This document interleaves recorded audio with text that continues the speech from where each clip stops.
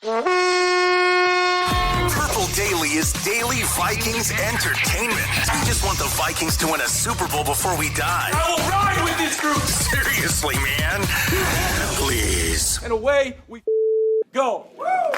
All right, the Sports Dad is going to rank the top 10 teams in the National Football League with his pigskin pecking order here. That's right. Where are the Vikings? Are they climbing? But first, talk about what you're stoked about these days, this holiday season. I'm stoked about the fact that, yes, it is winter, but you know what? Grill masters, I'm talking to you. Your season never ends. You grill in the summer, you grill in the spring, you grill in the fall, and damn it, you grill in the winter. And that's why Stoked BBQ Pellets is here for you, a company based right here in our fantastic state. It's the premium pellet that cooks anything you throw on the grill or smoker to delicious perfection. You can find Stoked at all 22 Fratelloni's hardware and garden stores.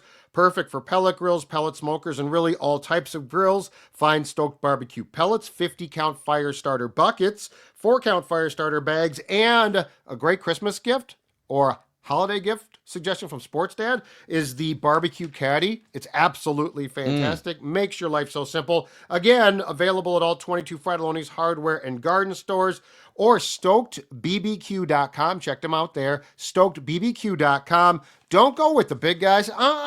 Go with Stoked and make sure that you are set up to be the grill master that I know you can be. Also, I'm on Prize Picks right now, and it's just super easy. You just pop it up. You can kind of scroll through here, and you can maneuver your way around, and you can win up to 100 times your money on Prize Picks with as little as 4 correct picks. You select between 2 and 6 players. You pick more or less on their projected stats, and you place your entry. And sometimes, like this week, they offer a free square.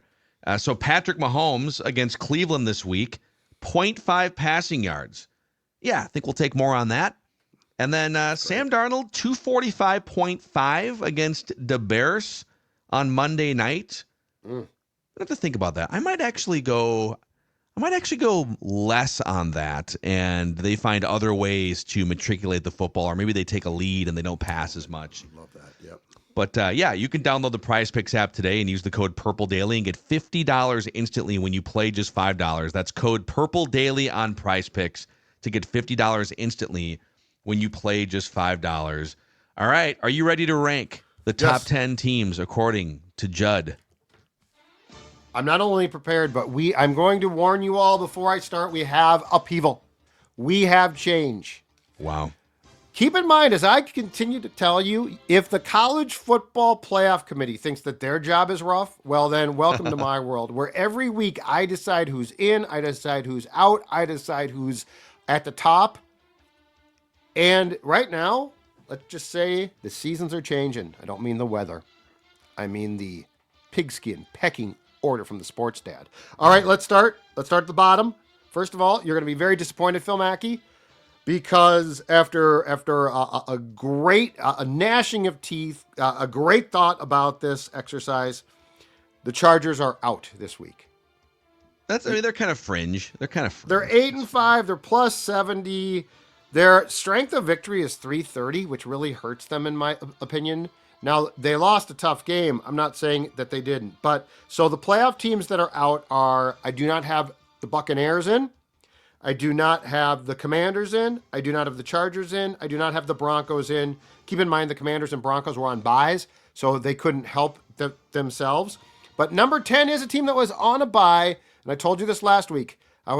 This was the first team out last week, and it was very difficult. But with what happened to the Chargers, I put them back in. That is the Houston Texans. 8-5, point differential plus 20, so it's not great. They won their last game before the bye. Strength of schedule, though, is 464. The strength of victory, 388. But keep in mind, as I told you, the Chargers are at 330. So I put the Houston Texans back in at 10. Now, that could change again by next week. But for now, Houston gets back in Sports Dad's pigskin pecking order. There's some really interesting 8-5 teams in the NFL. Houston, darn right. People probably thought they were supposed to be better than this. But the Diggs injury early in the year, the Ravens, you look at that. They started like 0-2 or 0-3, and they've kind of clawed their way back. And the Chargers, the Broncos, the Commanders, the Seahawks, who the Vikings play in a couple of weeks. Yep. So there's some feisty 8-5 teams across the NFL right now, for sure. Number 9, the aforementioned, as Phil just said, Seattle Seahawks, coming off a win against the Arizona Cardinals. The Seahawks move up one spot from 10 to 9, 8-5. Again, point differential not great, plus 19. They've won 4 consecutive games, though. Strength of schedule 479. Strength of victory 423. First place, obviously, right now in the NFC West. So the Seahawks are 9. And let me tell you, in that division, there's some rumbling in that division still from the Rams. Agreed. They're Rams, not in, yeah. but they scare me. I'll be honest with you. I think the Rams are better than the Seahawks, and I would have put the Rams in my top 10. If this were my top 10, the Rams would be one of the 10 best current teams in the NFL. I need to see more. But they're the type of team that if they can get in, they can make a run. Would you believe Geno Smith is second in passing yards in the NFL to only Joe Burrow?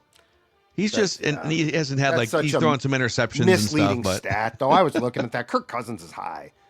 He's third, actually. Yeah. So, but yeah, the Rams are definitely creeping around.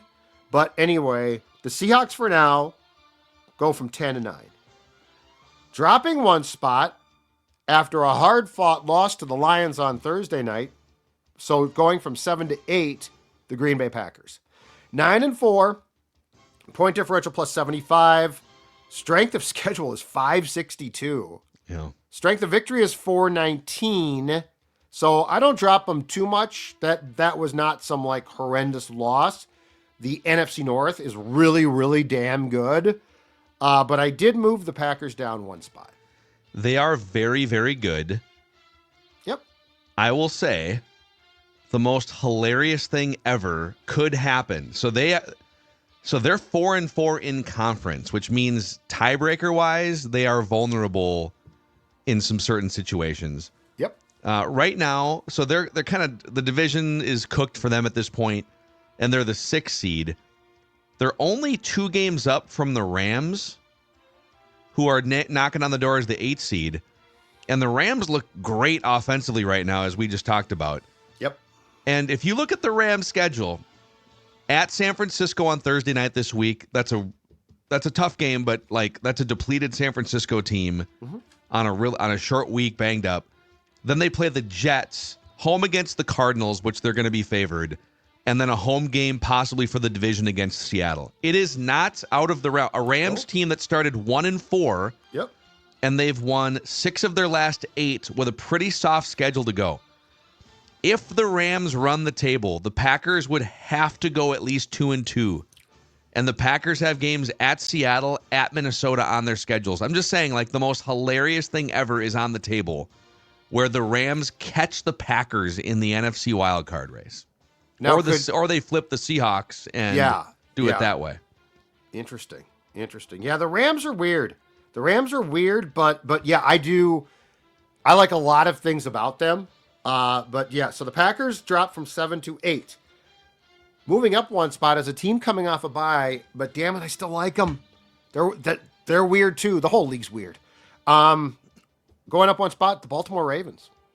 One of your 8-5 teams. Point differential is plus 65. They did lose their last game, but their strength of schedule is 554, and their strength of victory is 535. Yeah, their defense can be kind of a disaster, but not many teams are harder to scheme against when their offense is lined up against you than Lamar Jackson, Derrick Henry, and some weapons in the passing game. And they're going gauntlet though, like they're exchanging haymakers on a gauntlet schedule. On the season, their offense is averaging just a tick under 7 yards per play. Yeah. Per play. Yeah. Now your defensive point might be a good one. That could submarine your chances in the playoffs, but still, yeah. So standing pat at 6. Team that beat the Browns on Sunday, the Pittsburgh Steelers. They are 10-3. They are plus 85 in point differential. They have now won their last 2 games. Strength of schedule, 395. Strength of victory, 403. So, okay. But the Steelers, man, Mike Tomlin in a conversation that I think is a probably pretty small conversation that includes Kevin O'Connell for Coach of the Year accolades. Dan Campbell, although the Lions might be considered too good. That could actually hurt his case because sometimes when your team is too good, it's like, well, you had a good team. Wait, I have a dumb question. Has Dan Campbell, has he won Coach of the Year at any point during this run? No. See, like that's an oversight because he literally took a dumpster fire, 5-decade dumpster fire franchise and turned it into this. Right. And somehow he missed the boat on Coach of the Year in there somewhere. And now it's like, well, So they're too dumb. good. I mean, he's not Coach of the Year. The team's just too good. He does deserve consideration. Tomlin does too. O'Connell does as well. But the Pittsburgh Steelers stay at 6. And Russell Wilson, best passer rating since 5 years ago. Most yards per attempt of his entire career. And Justin Fields won. Yeah, and they were, 4 wins with Justin this is Fields. an incredible, Houdini act of quarterbackism. Yeah, this feels very Steelers. Like, even back to the 70s, defense and big plays down the field is like Steelers football. Yeah.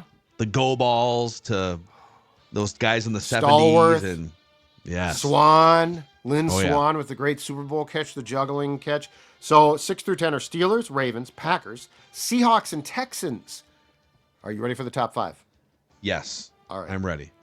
Dropping one spot despite the fact they won, and a team that I'm having such a problem getting my finger on the pulse. There is a lot of things to love, but there's just a lot of little warning signs. The Kansas City Chiefs. Okay, you could have been describing 2 different teams there. Yep. I was curious. But I'm dropping them a spot. 12-1. Point differential, very wonky, plus 56. That's a very, oh boy, really? But I mean, look at every score. Every game is a 1-score game. They've won their last 3 consecutive after they lost to Buffalo. Their strength of schedule is 458. Their strength of victory, 432.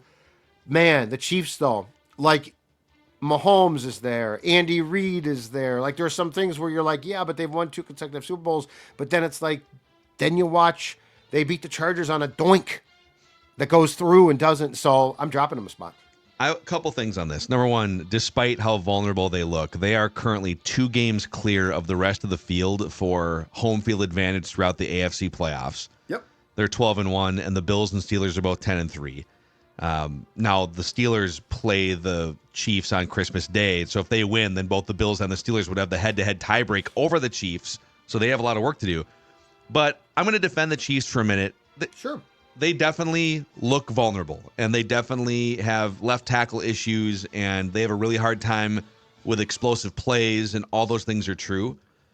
But when you have Andy Reid, Patrick Mahomes, and Travis Kelce in a close game, Yep.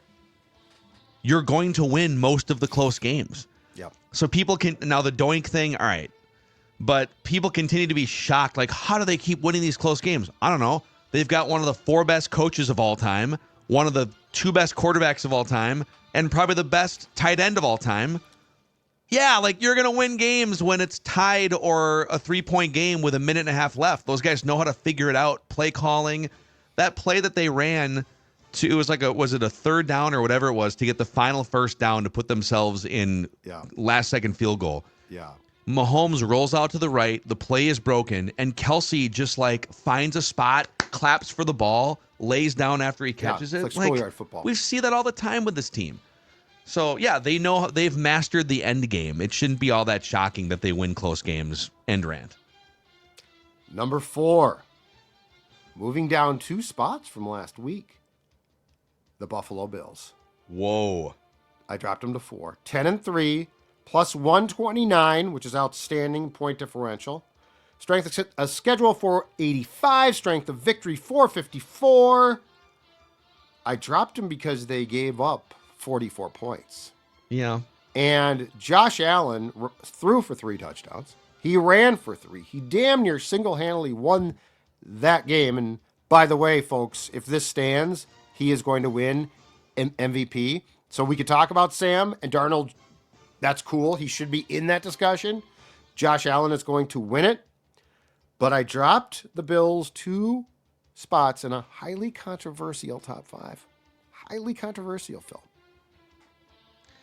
I'm going to withhold. I have a take on this, but I'd like to see what you do with these. I think I know who number 1 is going to be, but I'd love to see what you do with 2 and 3 before I. Yeah. Why don't you put your cards on the table, and then I'll I'll respond. Should put some sunglasses on so you can't read my towels. All right, number 3, also coming off a victory. A team that was number 3 last week. Highly dysfunctional right now.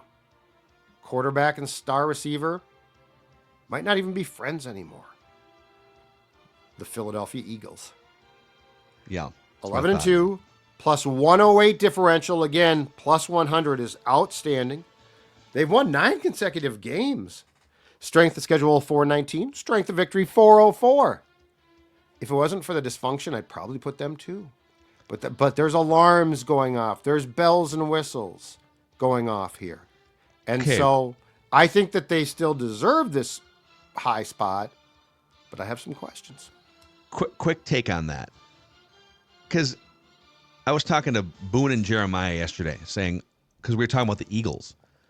And I said, when I saw this griping, it's like they haven't lost a game in over 2 months. I assumed, boy, A.J. Brown, I don't have him on like a fantasy team. I haven't tracked closely. A.J. Brown must be having a really rough year, and this just kind of boiled over. A.J. Brown, he's missed a couple games. He's like 4th among all receivers in yards per game. They've just been, He's and like the passing game is not the best passing game in the NFL, and they didn't do a lot against Carolina. But, bro, you haven't lost in 2.5 months, and you're still getting yours, and you're getting paid a lot of money. Shut up.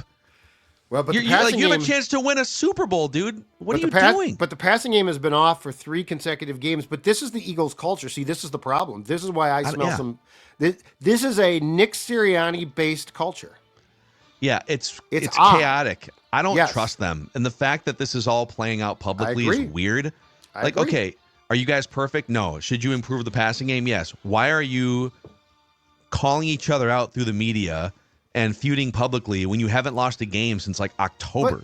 But doesn't make sense. But your coach operates in a very weird way. When things go wrong, your coach gets super defensive and chirps fans. Yeah. Like they're just sort of an extension of Sirianni. But anyway, I put them 3. Put your hand on that button bar, baby. Because moving up 3 spots. Good call. To number 2 is a team that plays its home games in downtown Minneapolis. Wow. It is the Vikings. Wow. I think this is the highest you've had them the entire season so far. Well, in fairness, like this is done partially, obviously, on your resume, your 2024 body of work, right? But it's also, when Sports Dad does this, he's also, he looks at how you're playing, who you got, what you're doing. When Sam Darnold is throwing pick after pick, you ain't going to be as high, even if you win games, which the Vikings did. But the Vikings move up to 2, 11-2, plus 99. So that convincing win on Sunday got you damn near a plus 100-point differential. You've now won 6 consecutive games, which means you started the season 5-0. You lost 2 consecutive games within 5 days, and you haven't lost since. Strength of schedule 444. Strength of victory is a little bit questionable. It's 392. I wish that was higher. But at the end of the day, with the way the Vikings are playing right now, convincing win. We were all like, well, where are the convincing wins? Well, you beat the Falcons by 21 points. Minnesota Vikings are number 2. I love it. And they've had a couple other games that were very convincing and then kind of got close late. I mean, the Packers game early in the year and the Niners game. Yep. And yeah, some of this is vibes too. Like Eagles vibes feel weird. Vikings vibes feel completely together. Everybody on the same page. Probably outperforming the talent on your roster. I mean, it's talented enough, but maybe not 11-2 talented. And then, that leaves one team left for the number 1 spot. That leaves the Detroit Lions. Obviously, they beat the Packers on Thursday, 12-1, plus 183-point differential, 11 consecutive wins, strength of schedule 512, strength of victory 510, and they're doing it with 13 guys from defense on IR. Yeah. They were at a point in Thursday's game that they did not have anyone from their opening day defensive line 2 deep available. That's pretty no wild. One. That's pretty wild. A little bit of 98 Vikings vibes in there defensively because they're actually really highly ranked defensively in terms of like scoring average and stuff. But when you're up they're blowing so many teams out that your defense can kind of pin their ears back. I do have some questions about Dan Campbell's Kahuna calls on offense in the playoffs. At least you know what he's going to do. You do know what he's going to do, but I'm not. But I'm just saying, and I would say this about Darnold and the Vikings too. Things shift in the playoffs, and weird stuff happens, or teams are prepared for things that they're not prepared. So I've got some questions about that balls to the wall philosophy. I'm not even saying it's wrong, and you're right. You know he's going when he does it. You can't be like, "What were you thinking?" You never do that. So I'm just saying, I got some questions. So here's what I would back to the Bills for a second. I think if I were ranking, I would say Lions number 1. I actually put the Bills number 2 still. That Rams team is way better than the Rams have beat the Bills and the Vikings in the last month and a half. 44 points is what got me, but yeah. I know, but on the season though, their defense has been not Vikings level good, but their defense they've only given up 28 more points than the Vikings defense on the season. I just think it was kind of they just ran into Matthew Stafford and Puka Nacua. I trust the Bills more than I trust the Eagles too. So my rankings, for what it's worth, would go Lions number 1, Bills number 2, Vikings 3. So I'm with you. They're a top 3 team. Mm-hmm. And then I probably go Chiefs 4, Eagles 5. Vibes. Philly vibes. I don't know. Mm-hmm. And then Steelers, et cetera, et cetera, et cetera. So, hey, if the playoffs started today, let's do a few minutes on that real quick here. Presented by KS Drywall. KS Drywall provides full drywall plaster repair, interior painting services, popcorn ceiling texture removal. Doesn't matter if it's a new construction or a small emergency repair. No job is too big or too small. Why don't you try them over at ksdrywall.com. With that popcorn ceiling, if you have an older model house, maybe from the 60s, 70s, 80s, and you plan to sell it, aesthetically, getting that popcorn ceiling texture removed is something that you could do to increase the value of the home. So check them out, ksdrywall.com, to schedule a free estimate. Huge fans and supporters of the Purple and Purple Daily here, and we appreciate them. And then one more shout out real quick to Federated Mutual Insurance Company. If you're a business owner out there, and we appreciate the business owners who consume this podcast, you want to make sure you have a game plan in place to stay focused on safety and preventing claims. Have a game plan in place for your left tackle, for your offensive line, so you can survey the field, grow your business. That's where Federated comes in. Over 100 years of experience of helping elevate businesses through risk management. Federatedinsurance.com to find out more information. Federated Mutual Insurance Company, where it's our business to protect yours. Love All it. right. If the playoffs started today, the Minnesota Vikings at 11-2 would still be the 5 seed in the NFC just because they're not leading a division. Mm-hmm. And they would travel to Tampa Bay to face Baker Mayfield and the 7-6 division leading Buccaneers. Your thoughts? I'd rather face Atlanta. I'd rather face the Falcons. I'd rather face Kirk Cousins. Baker scares me. He's gotten to a point now where he deserves the respect that we much like Sam. In fact, the storyline for that game would be a great one, right? Sam Darnold, complete flop as the 3 pick. Baker, same draft, right? Didn't Baker go Number in that 1? draft? Yeah, I think you're right. Yeah. So that's a great storyline. I like Tampa a lot more than I like the Falcons. That being said, I wouldn't fear it. But there are some, if I had my druthers, I think I would rather face Atlanta first. We talked at one time about the potential that they could face the champion of the West if it was going to be the Cardinals, I think. Mm-hmm. So I would play. Okay, so I would probably take, Kyler's tough though. Baker scares me more than Kirk. So I want the Falcons, but then again, the Vikings beat the Falcons to put them out of the playoffs for now, and I'm not going to gripe about that. But I don't think that the Vikings certainly would fear going on the road to play the Bucs either. Yeah, the full seeding right now in the NFC would be 1 seed by Lions, 2 seed Eagles hosting 7 seed Commanders, 3 seed Seahawks hosting 6 seed Packers, and then 4 seed Buccaneers hosting 5 seed Vikings. Yeah. But Yeah, so Tampa's a game up on Atlanta, but Atlanta beat Tampa twice and has the tiebreaker. So Yep. that's going to come down to the wire. In fact, classic Kirk Cousins situation here. Now that it's all dead and gone, and well, guess what? Now they get the Raiders on their schedule next week. Like they should beat the A Raiders. Monday night game up against the Vikings. Yep. So it's 2 Monday night games. It's a dual night. Yeah. And then it's home against the Giants in Week 16. And then at Washington, that's tough. But then home against Carolina, which actually is also a tough game. But I'm just like, it's a pretty soft schedule, all things considered, for the Falcons. Tampa has to play at the Chargers this upcoming week, and they still have a game against Carolina, which is tough because Carolina has come. I say that because Carolina is a different team the last 5 weeks than they were the first part of the season. Bryce Young's different right now. And then, only 2 games back lurking is New Orleans. They've won 3 of their last 4. So you're kind of looking at that division as to whoever wins that division, you're likely traveling there for the first round of the playoffs. I think didn't Carr suffer a supposed probable concussion and also hurt his wrist or hand? He did. Yeah. So I think the Saints are probably toast, but the Falcons aren't. Now there's also a chance, to your point about the NFC West, Seahawks, and you're going to go there here in a couple weeks, but the Rams, if one of those teams falls to the 4, I don't want the Rams. I would rather have Atlanta first, Tampa Bay second, Rams a distant third. I think the Rams could make some noise here. Yeah, they could sneak in as a 7 seed and do some work for sure. If I'm a opposing playoff team, I'd prefer to see them on the outside looking in. And in fact, if the Rams could get that 7 seed and go at Philadelphia, that's going to be a tight, connected Rams team that's hot against an Eagles team that's ready to yell at each other. And let's start with the check. The checks here. Quarterback coach.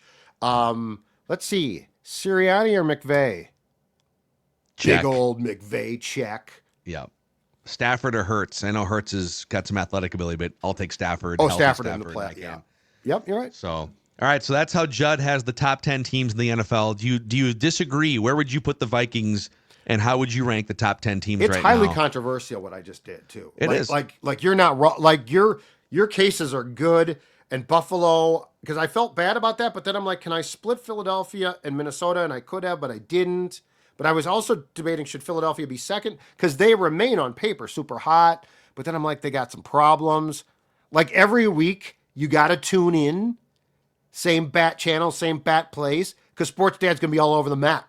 That's right. So if you put your top 10 teams in the YouTube comment section, Purple Daily YouTube channel, if that's where you consume this, if you could give us a subscribe click and a like button click, that would help us keep growing the show. And then on the audio side, a 5-star rating and a positive review on Apple and Spotify does the same thing. So thank you guys for hanging out with us. Write that down. Predictions tomorrow, a Thursday coming up. It's Vikings Bears week.